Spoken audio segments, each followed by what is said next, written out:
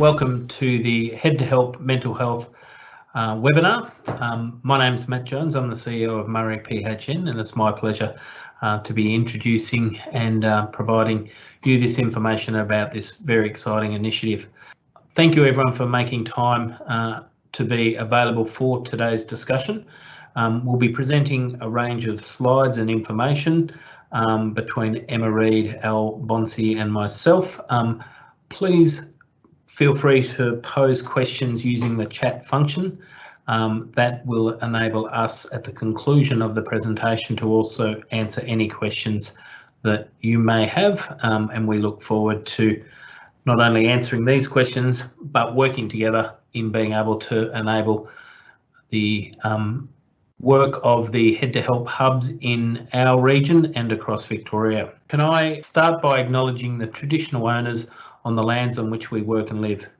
We pay our respects to their elders past, present and emerging, and extend that respect to all Aboriginal and Torres Strait Islander people. We also recognise, respect and affirm the central role played in our work by people with lived experience, their families and carers. The information that I'm going to be providing, that we will be providing this afternoon, is around the role and the contribution of the Head to Help hubs. As people may be aware, Prime Minister Morrison announced the establishment of 15 mental health hubs across Victoria. That announcement occurred on the 17th of August, and the requirement was that these hubs were to be operational on the 14th of September. So within 3.5 weeks, the 6 Victorian PHNs enabled the development of the Head to Help hubs across Victoria. A significant achievement, a really important development, but also what we would regard as the start of being able to offer a multidisciplinary evidence-based care that is going to be integrated with existing services. It's important to note that the hubs have been designed to enable mental health counselling and support through telephone, online and walk-up abilities for those that have needs aligned to the focus of the hubs and in the location of the hubs. It will be integrated with the broader primary mental health system the PHNs are providing and the area mental health services that the state fund. It represents a really significant opportunity and development for integration across our whole mental health system, with additional mental health capability, particularly for those that the hub services are designed to address, which I'll speak to through the course of this presentation. Importantly, the hubs will be based upon a multidisciplinary team. We're looking at having up to 7 EFT per hub in Victoria, being a combination and a configuration that has some flexibility but will incorporate mental health workers such as psychologists, mental health nurses, social workers, alcohol and other drug workers, people with lived experience of peer workforce, and the potential for Aboriginal health workers as well. It represents a real strengthening of our mental health capacity to address needs, not only with the focus of the capacity of the hubs, but also the incorporation of roles and capability that will strengthen our whole primary care system.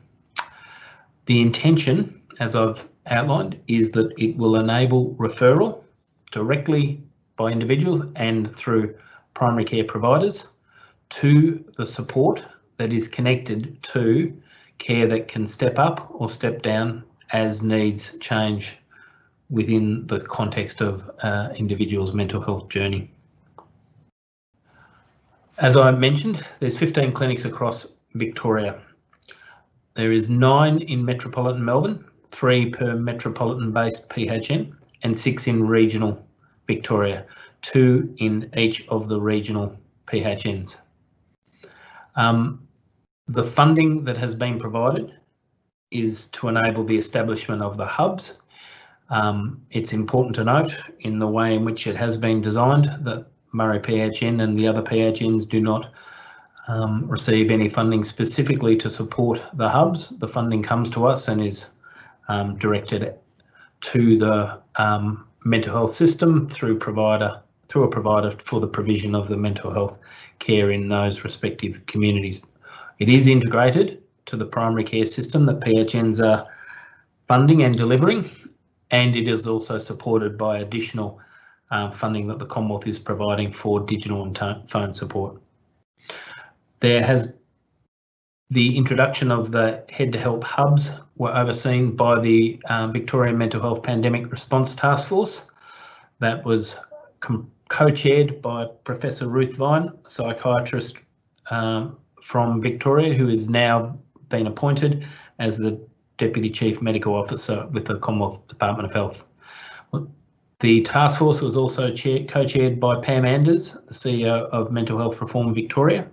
It included representatives from DHHS, Department of Health, and a PHN representative.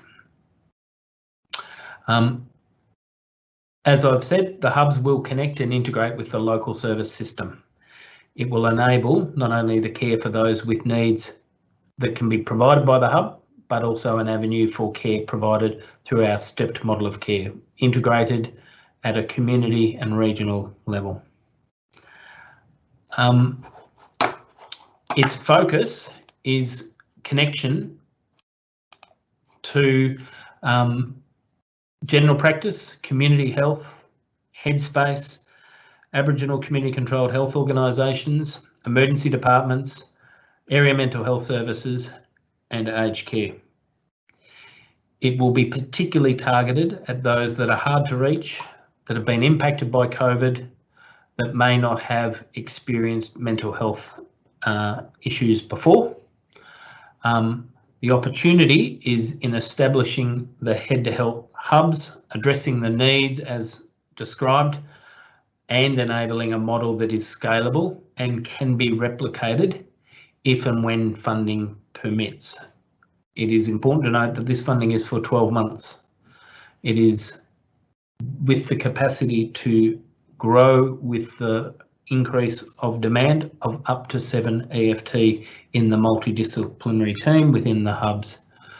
The opportunity of demonstrating this approach well integrated at a local level, well coordinated at a system level, enabling not only the strengthening of these hubs, the expansion of the hubs in other locations and potentially in other states is available to us.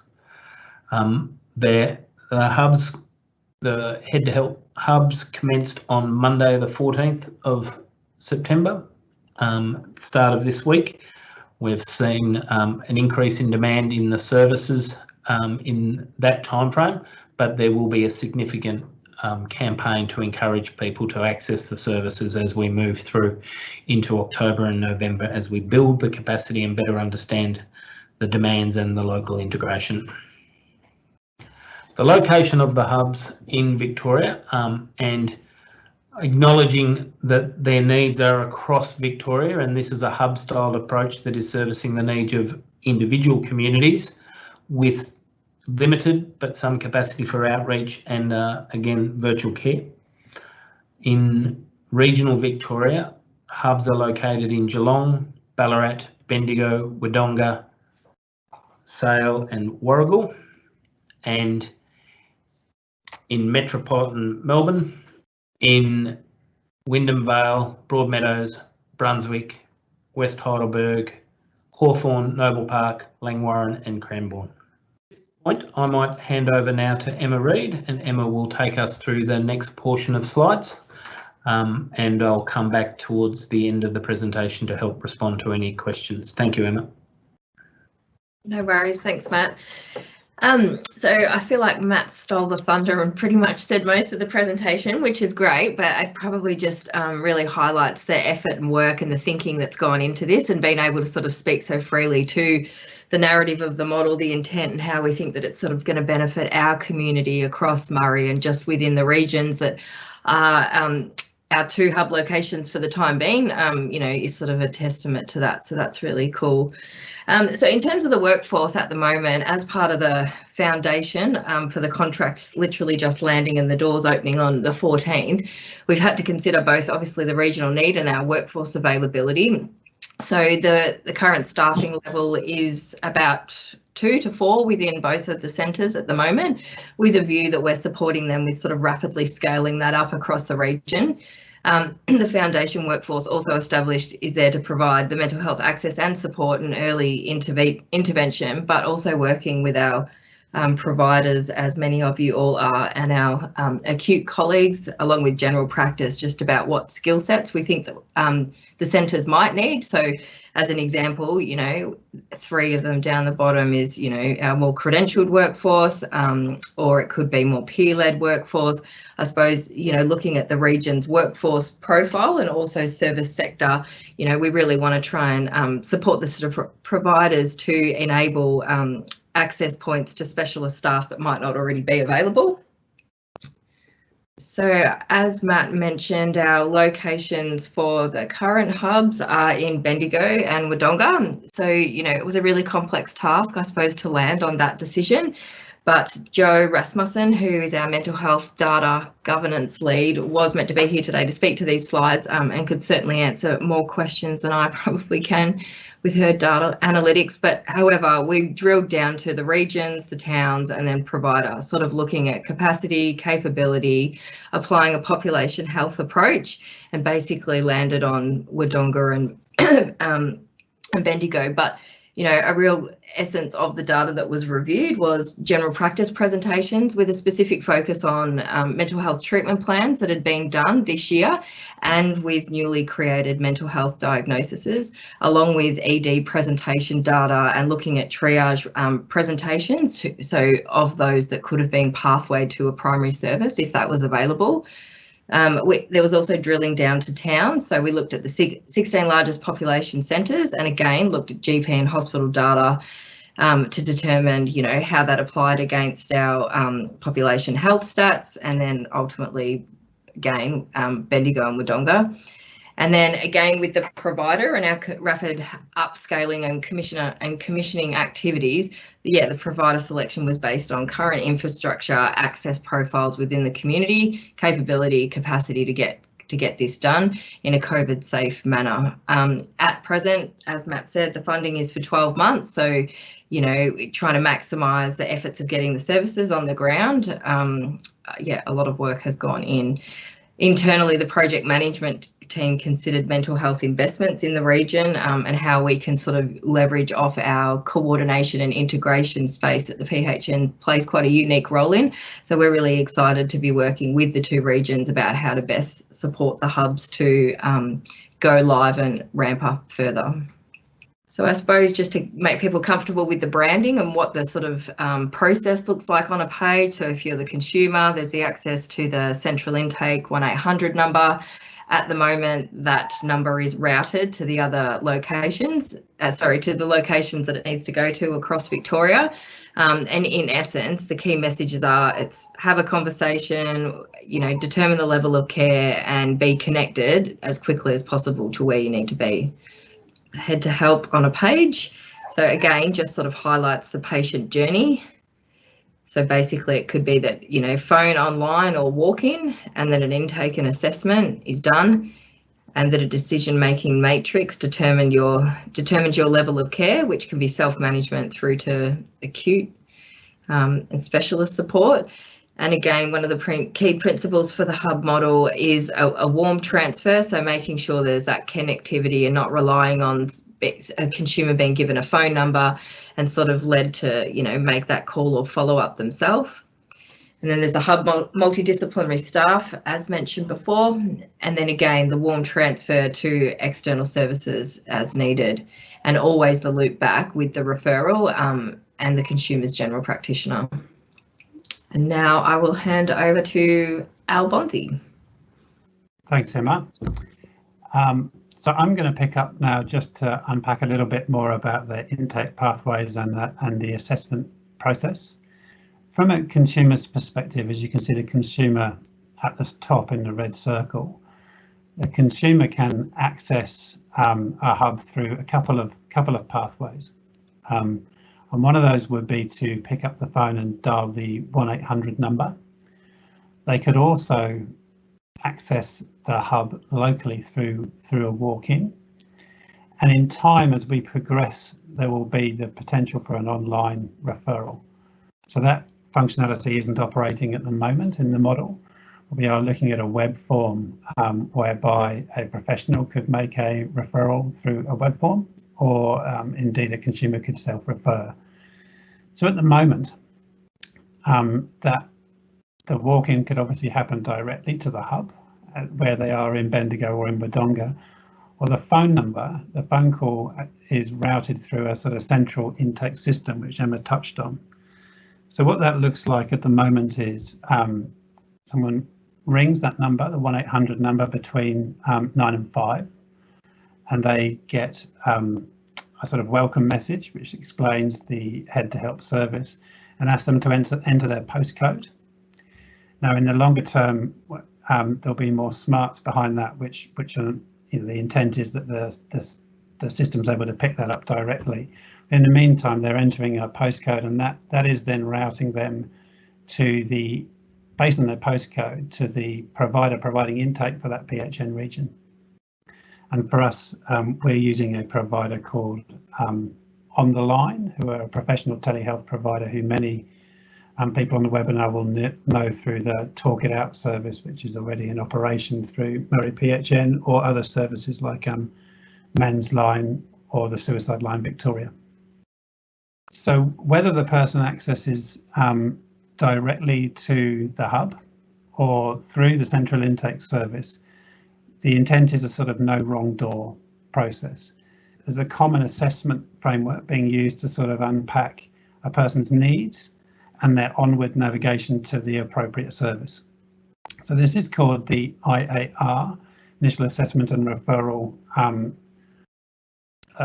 approach, which is a sort of Department of Health backed assessment process for step care, which has been in development actually for a couple of years, and Murray PHN, we've been involved in this along with potentially many providers on the call. So it's a standardized sort of validated tool, which working through with a consumer sort of delivers an output in terms of the intensity of the support they need. So this slide steps through that in a bit more detail, but essentially the outputs from that are a rating sort of from 1 to 5. And this is at all times secondary to clinical judgment and client choice, which but I mean essentially we get sort of level 1, which would be someone who is able to self-manage, thinking about that sort of equivalent to step care, where people might be directed to sort of digital self-help resources or sort of phone lines. Then level 2 is a sort of low intensity response, so someone who does need some focused psychological therapy, but potentially of a short or brief nature. In the Murray PHN region, that's provided through our Talk It Out phone and web-based counselling service.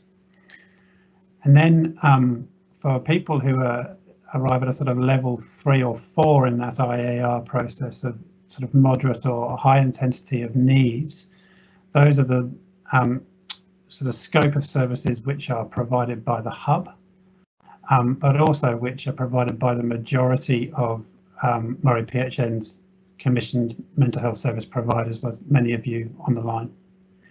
So those then are routed to, if the person's within a hub area, and with their consent, those referrals will be routed to a hub for service. But this also needs to be integrated with our current stepped care system. So there will be consumers who are not close to a hub, where those referrals would be routed to areas which are geographically distant to a hub, but also that locally there will be different complexities or pictures around service provision. So we really need to work together to ensure that the consumers are actually landing with the most appropriate service, whether that be a hub or a different component of our step care system. And finally, level 5, which through the IR tool, which essentially is acute and specialist care. So this is an area mental health services referral. So, what this means for a Murray PHN commissioned step care service provider at the moment, The first thing is that you may get a referral. So you may get a referral for support from the central intake provider on the line, or indeed from one of the hub locations themselves. That sort of referral would be secure information, but also will be come with a phone call for a conversation in terms of a warm referral around what that client and what their needs are and whether that would be appropriate for your service. In terms of our primary mental health guidelines, which guide our work, that's under the terms of a provisional referral in those guidelines. Essentially, there's going to be a lot to work through in terms of what that client pathway looks like, and that's something which we're really keen to do with all of our step care providers along with our hubs, but with this principle of no wrong door. So trying to make sure that the complexities of our system aren't a problem for our consumers, but they're something that we together will work through. Notes here just about the contact details for our 2 hubs and the central intake provider. That's an interim arrangement for central intake at the moment, by the way. So that's a sort of short-term arrangement. So we're really looking forward to working through with providers across our system around the way to work together to get the most out of these hubs and integrate this service within our broader step care provision. So these are conversations we're expecting to have with all of you over the coming weeks and months. We did want to provide, though, at this point, just that sort of open invitation to please express an interest and engage with us to, understand more, helps us to inform the model as that rolls out, but also explore integration possibilities with these hubs. So there's Emma and my details and my colleague Joe's there to get in touch with us directly. So I think from there, we're at the end of the sort of formal presentation, but a question here, which is what will direct service provision look like from the hubs, from the mental health staff? Yeah, so basically there's a range of different options that can be delivered as part of the suite of services offered at the hub, but there's e-based technology, group programs, psychological interventions, one-on-one psychological support, some quick response suicide prevention, care coordination, and a strong emphasis on secondary consultation, because as the term missing middle that everyone on the webinar would be familiar with, we want to be able to deliver treatment, and that obviously be outside of just psychological treatment, having that direct pathway and linkage back to a GP. So basically we will again work with the needs the skill set that the hub providers have got, and maybe gaps in the local area, and what those interventions might be. But as the model develops and the PHNs continue as a collective work on sort of the clinical design, lessons will sort of be shared around who are the people coming through the door and what are those needs. So I suppose a long answer to a question which could be a range of different things that is up to the needs and of the consumer and the skill and availability of the staff in the hub. Good question here around age criteria. That's a good question, because it probably should have been as part of the model. So it's a across the lifespan approach.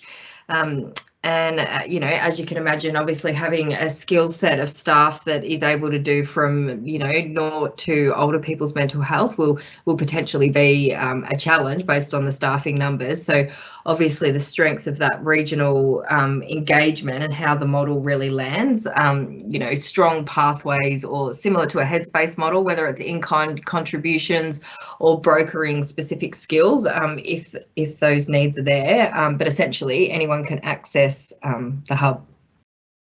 Just a new comment there from Peter Richardson. Peter's from Bendigo Community Health, one of our hub providers, who's just noted the direct number for their service, which wasn't on the slideshow, 5406 1523. So there's a question here about the current staff resources, 2 to 4 at each hub. What will this build to? Yeah, so the funding directly for staff allows for up to 7. So thank you, Alistair. Thank you, Emma, for your contributions to this presentation. A couple of closing points that I really want to emphasise. The work that we will now do in enabling the hubs is on the local integration, responding to the demand, and tailoring to the opportunities of focusing upon ensuring those that are in need, that align to the services of the hub, will occur. I really want to also emphasise that the work of existing mental health providers across our whole catchment will be very importantly connected to the intake and assessment processes that the Head to Help hub arrangements are now enabling. This is a whole of system approach. The services and support that mental health providers are providing across our communities, whether they're in the location of the hubs or around, will be very important in enabling a system approach that caters to the whole mental health needs of our communities. The state government is also putting $60 million into enhancing mental health services. They'll be doing so in a similar styled approach that will be based upon services from acute and psychiatric services into the community. The opportunity of being able to have a more comprehensive system with this Head to Help approach, integrated with the primary stepped model of care, connected to tertiary services and enhanced investment in mental health by the state, provides real opportunities for us to strengthen the provision of mental health in our communities. In addition to that development, we will also be looking to strengthen mental health capability into the Goulburn Valley and the Northwest regions as well. There'll be more information, there'll be more development and plans in that regard. The important message to communicate at this point is that the Head to Help hubs enables more integration at a system level and more capacity at a local level. We'll ensure additional efforts to strengthen mental health are integrated with these approaches, and we really look forward to working with you on enabling all of that to come to fruition. Can I conclude by thanking the Murray PHN team in your efforts in pulling not only this information together, but the fantastic work, the superhuman efforts to enable the Head to Help hubs to be established in our catchment as part of the 15 in Victoria.